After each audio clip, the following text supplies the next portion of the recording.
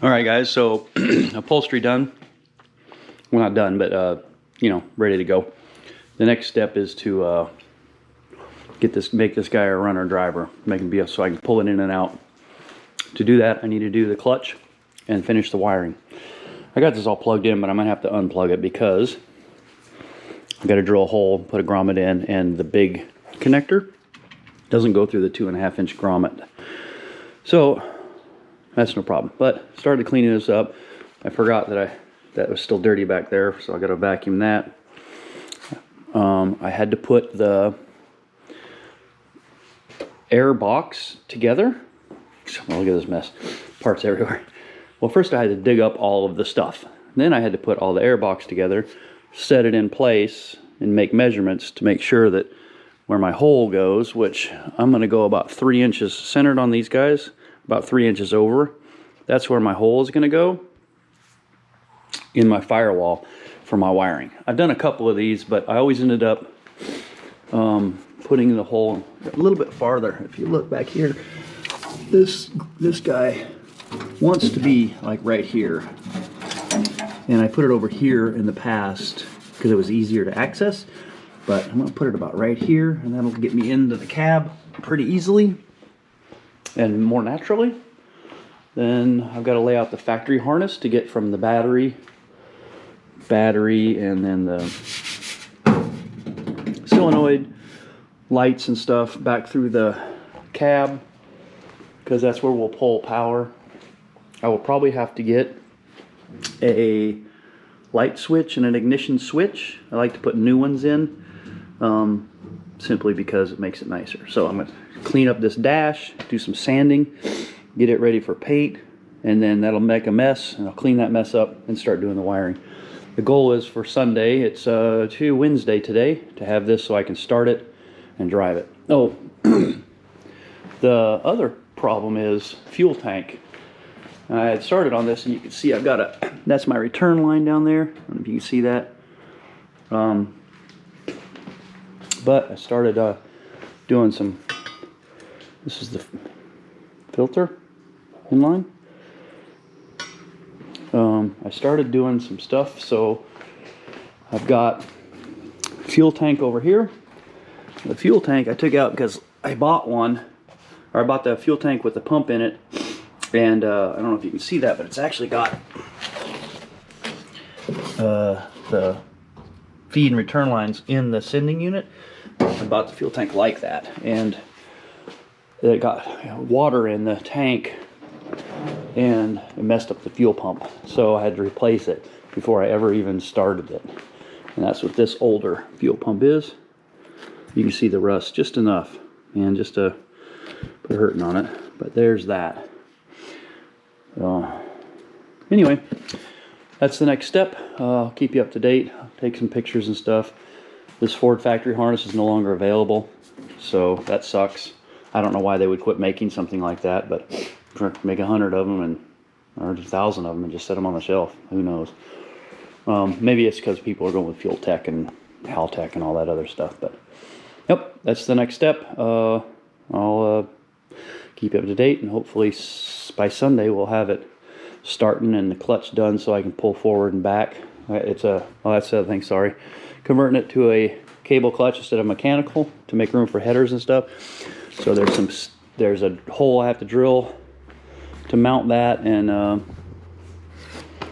it's just one of the things. So clutch and wiring, and not fully wired, just so that I can get it started and run forward and backwards. That way, if I need to work on something else, I can pull it out of the shop without having to use the, I don't know if you guys seen that or not, but I mounted a winch to the wall.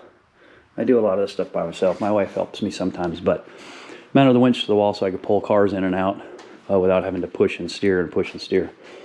Anyway, all right, well, the next step in the journey starts. All right, sanded this guy down, just sprayed it with the rust inhibitor. A good bit of rust still, but it's gonna get worked some more later. This is just really to stop, make it so I can work around some clean stuff. Got all the stuff fixed up that needed to be fixed up. Yep. So there we go. Next step is to, oh, sorry, I got this, also got the engine harness off. Started drilling the hole. I don't know if you can see that back there. It's about 4 inches to the left of the top heater hole. And my bit got dull because, I don't know, it's old. So we'll get that finished up tomorrow, and then we'll put the harness back in for the motor. Run it through the grommet like you're supposed to. And that'll get us inside there. Then we got a little bit of work, rust stopping, little stuff down here. Some of these you can see some of that stuff tidied up. And we'll hit it with some rust inhibitor and then also some paint. And then we'll set the gas tank in. And then when we start laying in the wires, I'm going to go ahead and add wires for the fuel tank electric pump. And I think they'll run inside and then dip out right over there. I think that's where the fuel sending unit wire goes out, and that'll allow us to go out with those wires and be nice, not having anything underneath the car, since we're already going to be running those wires that go in this channel anyway. So it'd be nice to square on almost factory. Yeah, I like that stuff on this. It's actually working really good. All right, well, we're done for the night. I'll update you in the morning. All right, I had a bunch of corrosion in here, so I bead blasted it. Got the corrosion off. That's why there's no more tin on the doodles. But it took the paint off of the lettering, so I used a paint pen. Can you see that? Yeah. Used a paint pen to fill in the doodles. Now when that dries, I'll sand it off with a 320, and it should leave the paint behind. Also, the instructions said, hey, take off the upper intake manifold. It'll be easier to run the wiring, so I did that. It'll only take a minute. Just like 3, 4, 6 bolts. No big deal. And so we'll finish drilling that hole, and then hopefully that paint pen will be dry. It usually dries about 15 minutes, enough to sand it. I'll sand that off, and then we'll start running wires, routing wires, and I'll clean them up a little bit with a rag and some cleaner. So yeah, moving forward. All right, guys. So part of the wiring is being ready to install your blower motor, your heater control valves, and the blower motor. The fan has this guy, which is the resistor for the speeds on your blower motor. This is the blower motor, and it's froze up completely. The motor is froze up, so the squirrel cage doesn't turn. There's a Allen wrench screw right in there. Took that out, soaked this, and I'm trying to break it loose. You can buy this whole set, the motor, the new blower motor, and the thing, and the squirrel cage. I already bought the motor, stupidly. Well, I did it a long time ago. Bought the motor, but if I can't get the squirrel cage off without damaging it, because this plate is also needed to rebuild it, I'll have to buy another blower motor and stuff. It's what happens when you screw up and don't order stuff right. This guy, I'm not sure if it's froze up or not.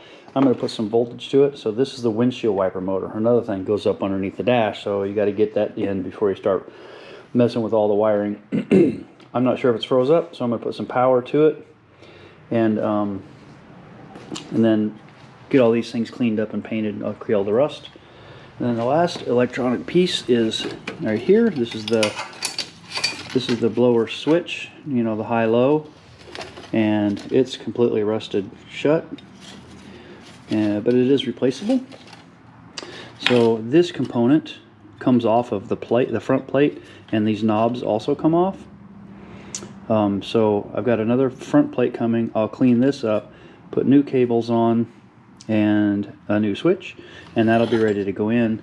And that switch will be like the last component that needs to be replaced. This is just trash, but I'm going to keep it around until I get mine completed, the new stuff. And then the other thing I wanted to show you is when you're doing this, this is a cool book to have. So I've got 3 of them. I buy these every time I do one of these, and then I give them to who if I sell the car or whatever, I give them to those people. So interior, body. So this is really cool for how the window regulators go together, especially back here. And you can put everything back the way it goes, and it's all Ford factory stuff. This shows how the wire lays in, not just what plugs in. It tells you color codes and you know what connectors go where and how to route it. It's a really valuable thing, and they're only, I think they're 15 or 20 bucks. So super valuable to have. You can see now there's less wires on the ground.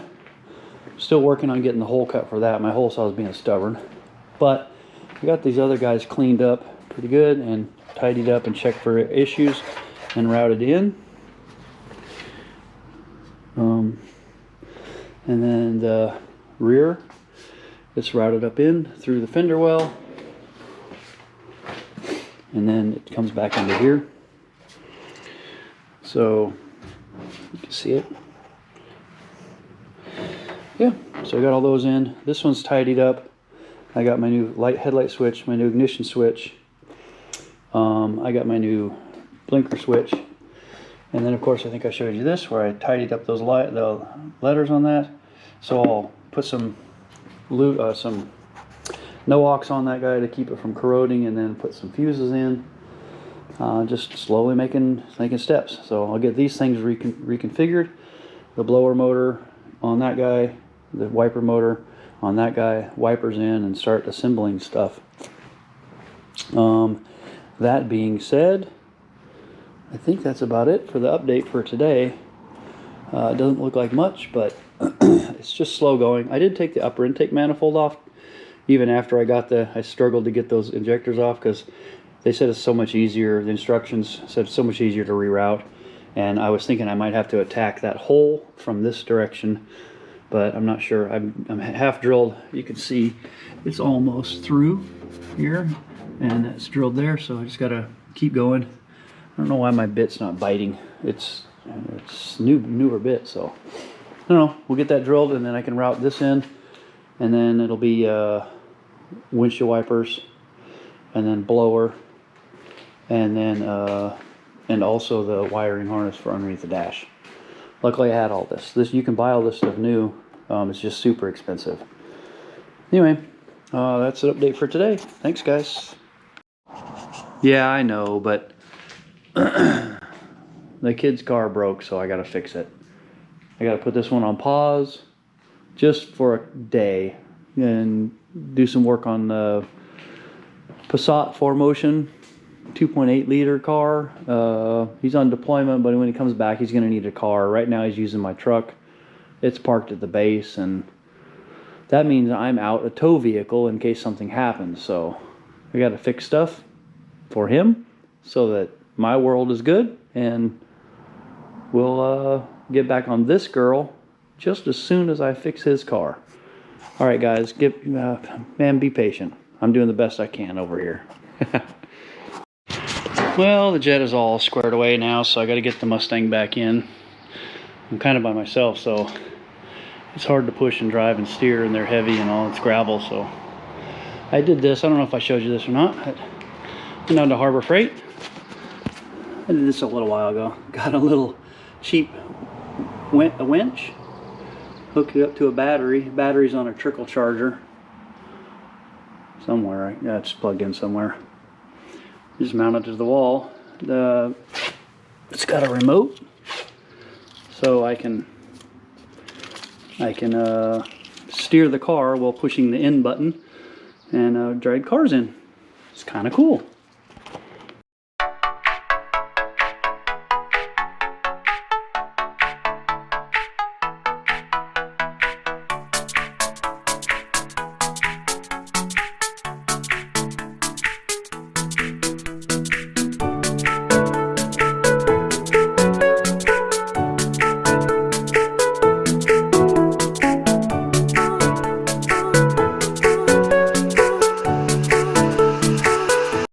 And there it is. A little bit of pushing to get it final lined up, but yeah, easy squeezy, kind of neat. Don't have to ask my wife to come out and help.